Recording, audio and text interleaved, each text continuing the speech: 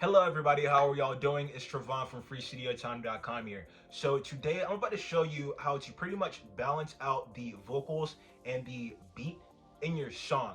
This is a very big issue that a lot of beginner audio engineers or beginner recording artists who mix and master their own music have to go through. Now, before I hop into FL Studio and pretty much show you how to do everything, all of my special little methods that I like to use in order to solve this problem, I do want to mention that this is definitely one of the main problems that prevents a person from getting that radio ready sounding song, because it's just such an important step. Like if your beat just overpowers the lead vocals or your lead vocals just overpowers the beat, it won't make the song sound professional. It'll just sound like just any other like underground song that you hear on Instagram or TikTok or something like that.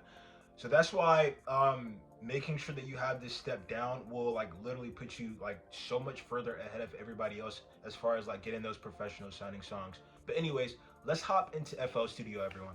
Alright, so everyone, I'm about to show you how to get your vocals and your actual beat track to blend together nicely. So in my personal journey of making music and picking out random beats from YouTube, I personally don't think I should be actually buying the beat until I release it or until that specific song gets a certain amount of views to where it will benefit everybody. But pretty much what happens is when you buy a beat, you get the beat with stems, right? And if you don't buy a beat, that means the producer probably already mixed and mastered it. This pretty much means the producers made the loudness of the beat pretty much on par with what Spotify, Apple Music, and all those other platforms require songs to be at. And the reason why I put so much emphasis on that specific fact is because when it comes to mixing and mastering with the vocals on that already mastered beat, it's gonna give you a lot of trouble as far as blending goes, and you're only going to be able to get to a point where your vocals are sitting like on top of the actual beat and not inside instead. And this is the final conclusion that I've come up with, because I mean there's a bunch of different ways to get your vocals and the beat to like blend together nicely. Some people use side chaining with Soothe 2 or a compressor. Some people just turn down the actual beat just so the vocals can be heard a little bit more. But when you listen to professional songs, it doesn't sound like that's what they're doing. The beat and the vocals sound perfectly in tune with one another, and really the only way to combat against that is using beats with stems and that aren't mastered, and you master the beat with the vocals and everything all at the same time. So pretty much what I'm saying is, if you don't have the money to buy beats and you're pretty much in a similar position to like how I was in the past, there's a few different things that you can do in order to make your sound a whole lot better versus without doing this stuff. Now, getting your beat and your vocals to sit closely together and actually sound as like one entity is like one of those major components that's going to get your song to actually sound professional, right? And doing this is really hard to do.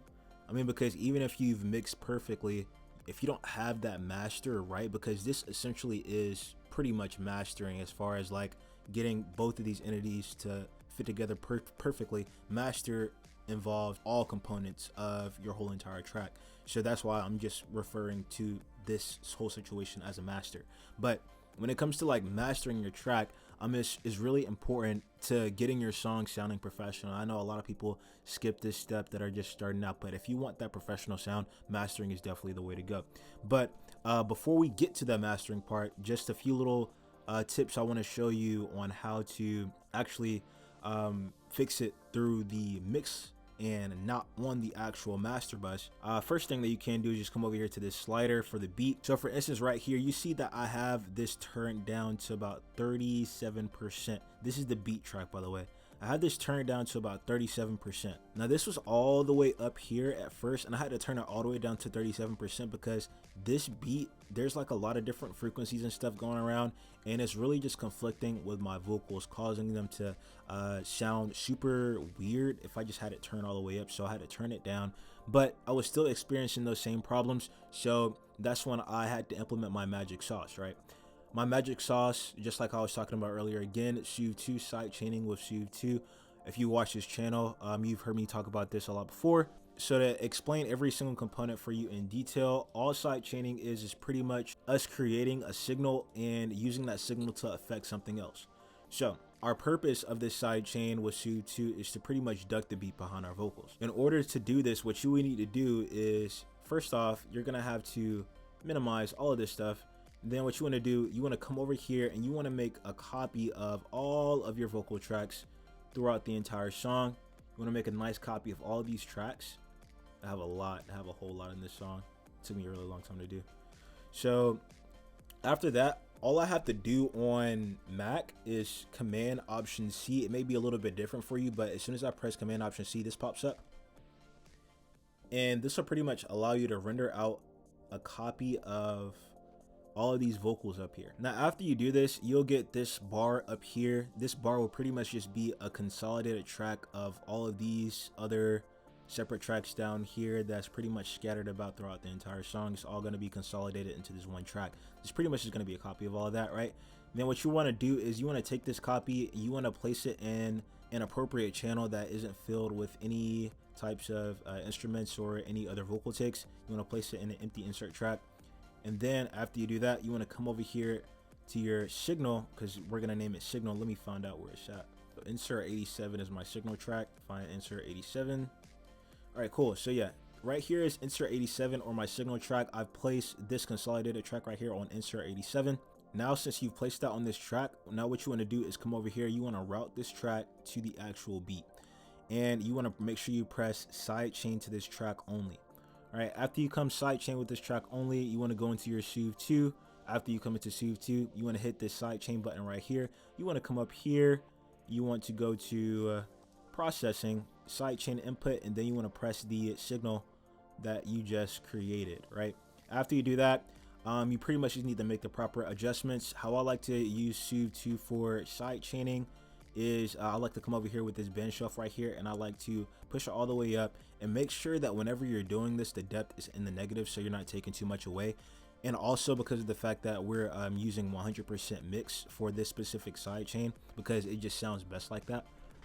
But anyways, make sure your depth is always going to be in the negatives. Usually when the depth touches the positives, it starts to take a little bit too much away from the beat, and we're looking for balance here. By the way, if you're not familiar with Soothe 2, it's a dynamic resonance suppressor. This pretty much just means it finds resonance within audio waves and suppresses that resonance down. In this case, for the sidechain, what I've pretty much told the Soothe 2 to do is detect resonance within the beat that's going to be pretty much conflicting with our vocals, and it's Soothe 2 just going to suppress those frequencies down, in turn making a whole lot clearer of a sound.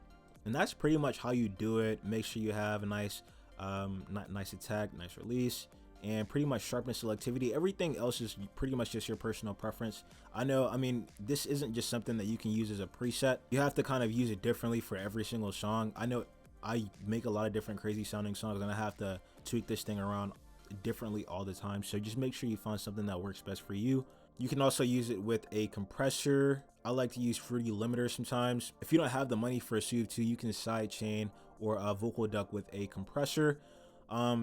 You'll pretty much do the exact same sidechain setup, except for on here, you want to hit the exact same thing. You want to hit the signal, and then you want to make sure that you don't go over like a 2-to-1 ratio. You want to make sure you're not taking too much away from the beat. You want to make sure that you're not going too crazy on the threshold, nothing more than like 12 dB of gain reduction. And really, that's too much. That's the main reason why I don't like using a compressor, is because when you use a compressor, it starts to take too much away from the actual beat, which will kind of just like mess with the dynamics and the whole feel of the song, which people really will not enjoy. So if you have the money, go ahead and buy Soothe 2. I really do suggest it. Make sure that attack time is nothing too crazy at all. Make sure you have like a nice medium fast attack time. I say something like 15, 16, 17, somewhere around there. Make sure it's not too slow though. Make sure you do a nice, I say about 170 to like 200 something release time, and then you'll be good to go. And that's pretty much it for the sidechain. Now, last thing that you can do to actually solve this problem is come over here in the master track and just tweak around with some of the mastering settings that you may have in your DAW, or some of the plugins, mastering plugins that you may have. In this case, I'm using Ozone 10. Ozone 10, by the way, if you're looking for mastering plugin recommendations, please buy this plugin. You can literally get it as a subscription for like 20 bucks a month. It's super useful. Only reason I say buy it so much is because it has every single thing that you could possibly need for mastering. It is so freaking useful. And on top of that, all these plugins sound really good too. But anyways, they have this thing called Master Relevance inside of Ozone 10. So what Master Relevance allows me to do is pretty much balance out each specific part of the song. I can balance out the bass of the song, I can balance out the vocals, I can balance out my drums. If something's too loud in the song or something's out of balance, I can use this little gain knob right here to either turn it up or turn it down. In this case, I had to turn I need to turn down my vocals a little bit. I don't know why it's all the way up there. But yeah, in this case, I needed to turn down my vocals by just a little bit because my vocals were a little bit too loud. As you see down here, I have a whole lot of vocals going on down here. So a whole lot of stacked vocals. So it can be very easily too loud in some areas of the song, right?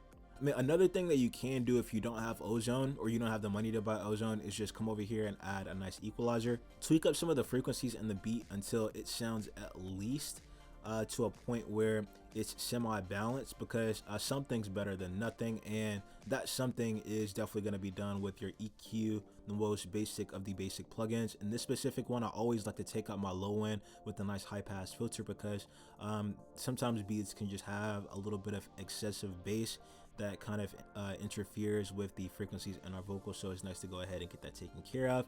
Another thing that you can do inside of this equalizer is boost up the presence by a very little bit.